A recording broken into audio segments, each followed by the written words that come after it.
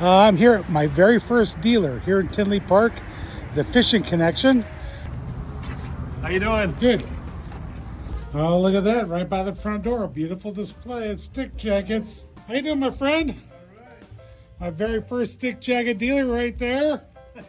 Oh, he wasn't that white hair when I came into the store. A little darker. Yep.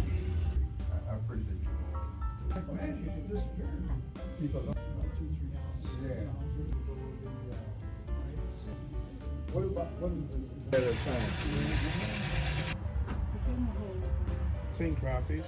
I do. What kind of line you putting on there, Greg? 80-pound grade, 80 power pounds. Wow.